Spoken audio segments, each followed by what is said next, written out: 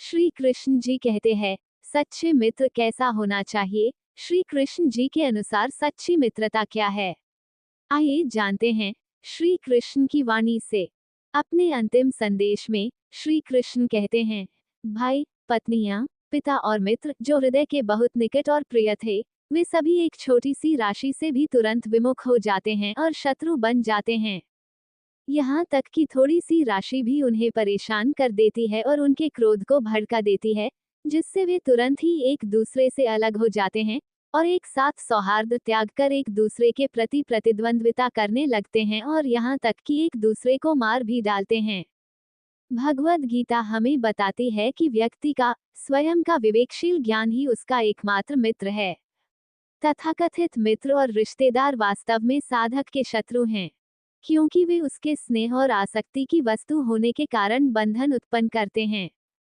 उस ज्ञान के प्रकाश में, जैसा कि श्री रामकृष्ण कहते हैं, जब कोई व्यक्ति तीव्र त्याग की भावना से ग्रसित हो जाता है, तो वह संसार को एक गहरा कुआं और अपने रिश्तेदारों को विषैले नागों के समान समझता है। इसी संदेश को गुरु ने एक गीत में दोहराया है, हे मन, ये स्मरण रख, कोई भी तेरा अपना नहीं है, इस संसार में भटकना व्यर्थ है। माया के सूक्ष्म जाल में फंसकर तू माता का नाम मत भूल। केवल 1 या 2 दिन ही लोग तुझे पृथ्वी पर स्वामी और स्वामी के रूप में सम्मान देते हैं। बहुत शीघ्र ही वह रूप, जो अभी इतना सम्मान पाता है, त्याग देना होगा, जब मृत्यु, स्वामी, तुझे पकड़ लेगी। यहाँ तक कि तेरी प्रिय पत्नी, जिसके लिए तू जीवित रहते हुए भी मरते दम तक परेशान रहता है, तब तेरे साथ नहीं जाएगी। वो भी तुझे विदा करेगी और तेरे शव को एक बुरी वस्तु मानकर त्याग देगी। सच्चा मित्र वो व्यक्ति होता है जो हमें ईश्वर के मार्ग पर चलने के लिए प्रेरित करता है, हमें सभी बुराइयों और प्रलोभनों से बचाता है, ईश्वर से हमारी प्रार्थना करता है और हमारे आध्यात्मिक कल्याण के लिए प्रार्थना करता है। दूसरी ओर, जिस मित्र की संगति हमें ईश्वर को भूला देती है और हमारी सांसारिक प्रवृत्तियों को जगाती है, उसे कभी भी सच्चा मित्र नहीं कहा जा सकता, चाहे वह कितना भी अच्छा या प्रिय क्यों न हो। ऐसे मित्र की संगति से आत्मा को अधिक नुकसान शायद ही कोई और चीज पहुंचा सकती है। सभी देशों और सभी युगों में एक व्यक्ति का पतन ऐसे बुरे मित्रों की संगति के कारण होता है। बुरी संगति सभी पापों और बुराइयों का प्रजनन स्थल है। ऐसा ही है, जैसा कि नारद ने अपने सूत्र 44 में कहा है, क्योंकि यह काम, क्रोध, मोह, स्मृति की हानि, विवेक की हानि और अंततः मनुष्य को पूरी तरह से बर्बाद कर देता है।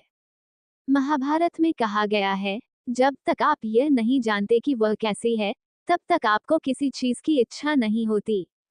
जब आप उसे देख लेते हैं, या उसके बारे में सुन लेते हैं, या उसे छू लेते हैं, तभी आप उसके प्रति आकर्षित होते हैं।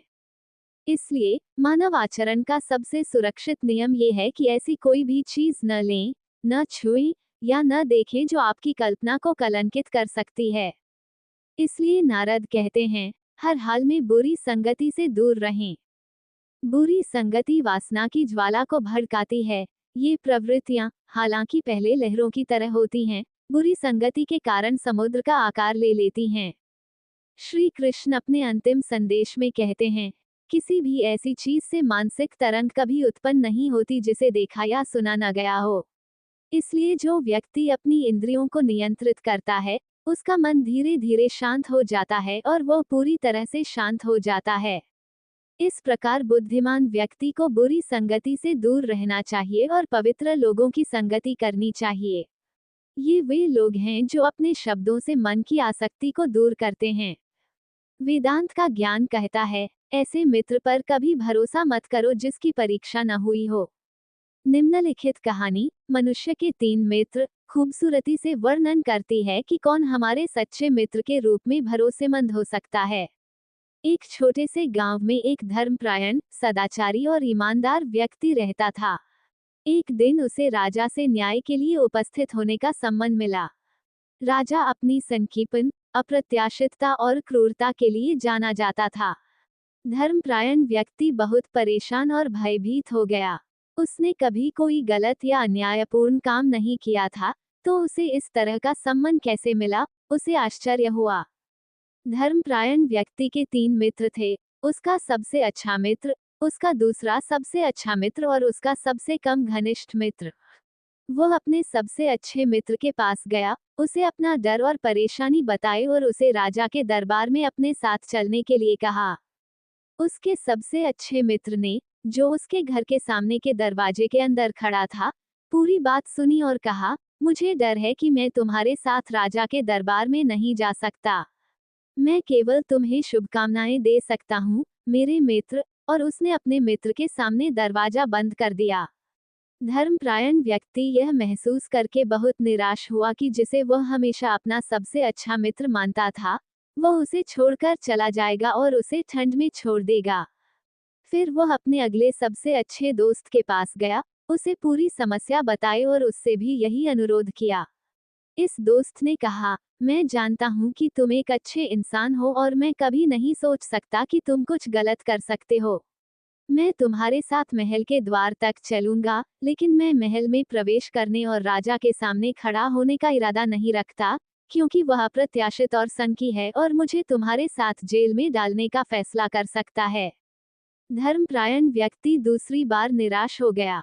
दिल से दुखी और मानवीय अच्छाई से मोहभंग होने के कारण वह अपने सबसे करीबी दोस्त के पास गया, जिससे उसे कभी किसी मदद की उम्मीद नहीं थी।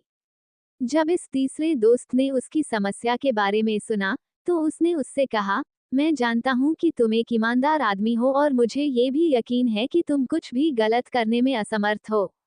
चिंता मत करो, मेरे दोस्त, लेकिन घर जाओ और आराम से राजा के दरबार में आओ।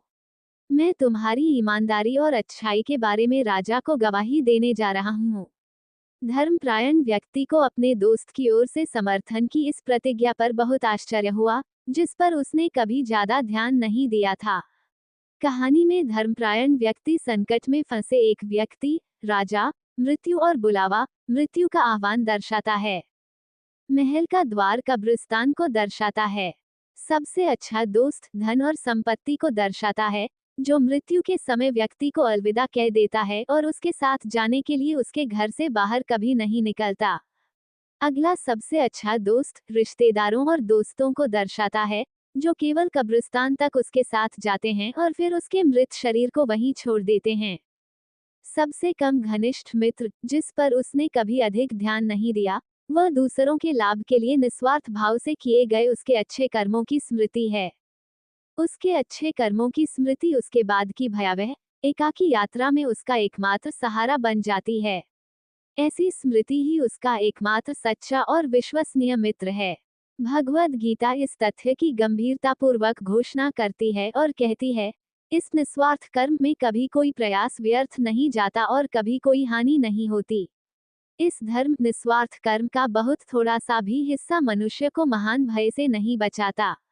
अच्छे कर्म की स्मृति सत्य के दूत की तरह है, जो आत्मा को सत्य के दायरे तक ले जाती है।